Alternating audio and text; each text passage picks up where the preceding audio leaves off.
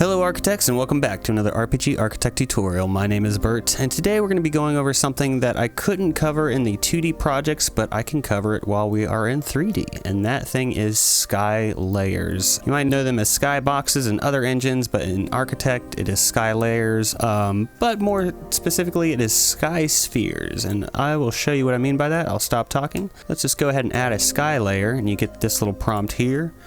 Let's call this one Sky Sphere 1.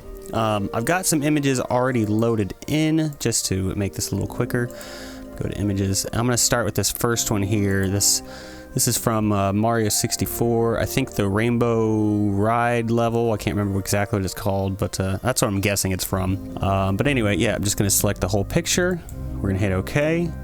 And we have a couple of other settings here, but I'm going to just show you what it looks like just right off the rip before I get into that. Let's drag it on over.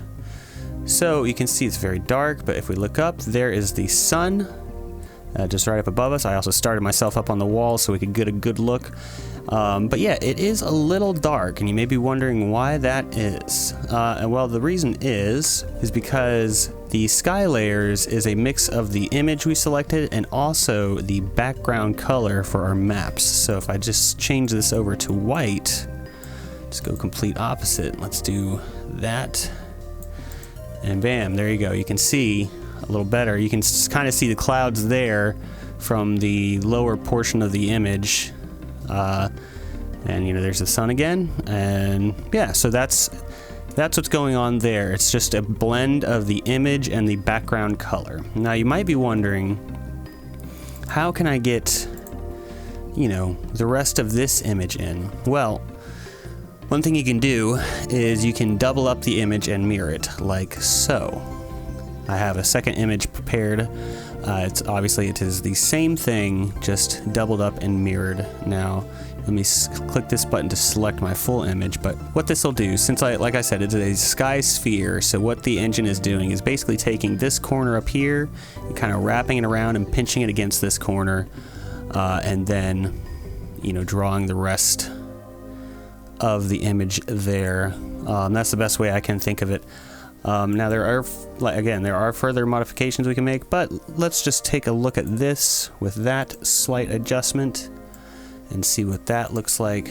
And you can see there is a lot more cloud action happening there, and then it does blend nicely into the white, and the sun is a lot smaller and higher up. Now, if you needed further modification, you can kind of see a little bit. You can see the top of the rays of the sun there are kind of getting pulled up towards that black center.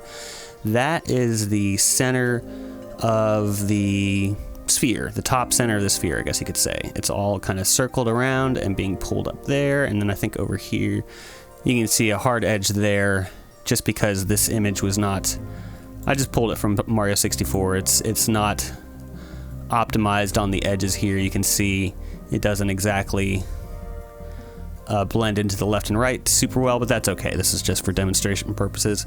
Your images will be much better.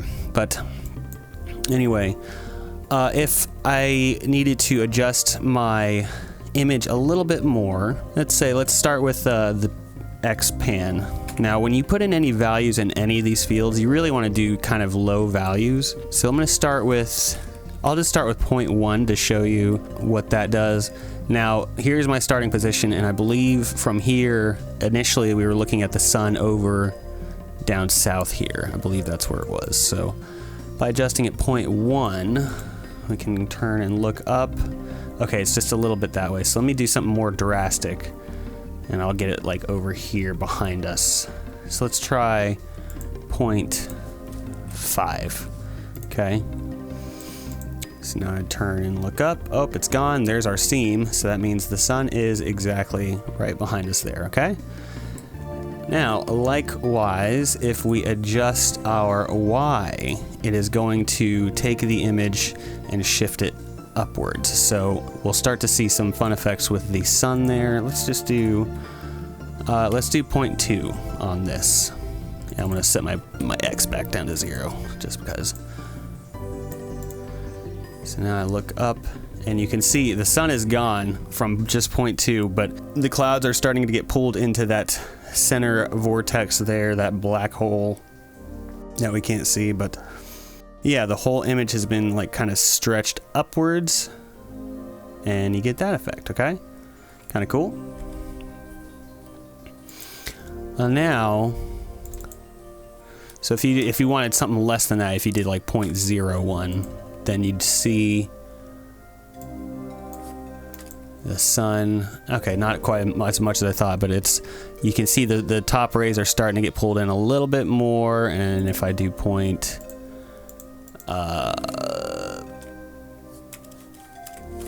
what did I do? 2.24. Let's just do 0.1. Maybe that won't be too bad. Okay, yeah, there you go. That's kind of what I was going for. The sun is officially being pulled into the black hole, you can see. So anyway, enough about that. That's what the X and Y pan options do.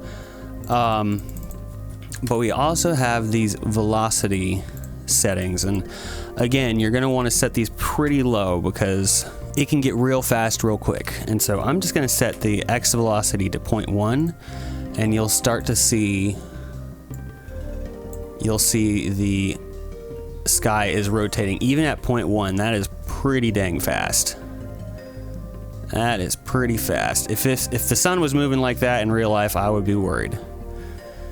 So really you would want to do 0.01 most likely for a very slow, deliberate movement. There we go. That looks nice. That looks nice. Yeah. So again, use low values and it'll work out nicely. Now likewise, you probably already know, but the Y velocity, I'll do 0.05, is going to move in the upwards direction, and it's going to look real crazy with this image I'm using here. So there it goes. This is wild. Brace yourselves. That looks pretty cool. And you just see, oh, there goes that, and then the sun comes back in, and then there it goes, and there it goes. Oh, double sun action, actually. Oh, I guess because there's the one at the bottom of the image. That's what it was. Yep, pretty wild. So for this particular image, probably wouldn't want to do that, but it gets the point across. There's the bottom sun, and there's the top sun. Very cool. Now, if you are curious where, let me turn this Y velocity off, just to demonstrate a little bit closer where the images are starting their blend. I came up with these couple of images here, so let's just start with this one, and you'll see exactly where the sky starts to blend in with the background. Here's the red, that looks crazy. And we get down to kind of the green zone before it starts to blend into the white, okay? And now if I set my other image, the full one here, you should see kind of like the top of this purplish pink before it blends to the white, roughly. Go see very subtly. There's the red, a lot of green, there's the blues, kind of starting to see the purple and pink, and then it goes to the white. Okay, I just did that just so it's like very clear where the layers are. You can make an image similar like that for yourself, just to test things if you'd like. Now lastly, I have a couple other, if you don't want a color in your sky sphere, one thing you can do is just something like this. This is just literally, I just literally took a picture of the sky, the night sky, and I took all the black out of it, and so we just have stars. You can do that, and then let's put a slow pan on this. What did I do? 0.01, is that what we liked? I forget already. Do that, and then set your background color to something pretty dark. So let's do like almost black, but kind of dark blue. Okay. And then take a look at that. And here we go. So now you have your night sky. There's still a little bit of a vortex thing happening there because I didn't exactly format the top of it very well. I should have just, erase the stars at the very top of the image, basically. But this is one way of doing it. If you have a couple of layers, of stars, it might look a little bit better, but this is just one. And speaking of a couple layers, another thing you can do is we can add a second layer. Let's go to Sky Sphere 2. Let's do this clouds image. Clouds, I say with quotation marks, it's just bad brush strokes. Do that, and let's set it. What did I do? 1 for the other. So let's do 0.5. Is that what I did? Yeah, I did 0.1. So let's have this one going a little bit faster, and we can create a very cool looking effect here. So you got the clouds moving at one speed, you got the sky moving at another. Obviously you can do something a little bit better than what I've done here, but yeah, I mean, that looks pretty neat, honestly, for just a couple of really just some very quick images thrown together. Especially that one there, that looks very cool.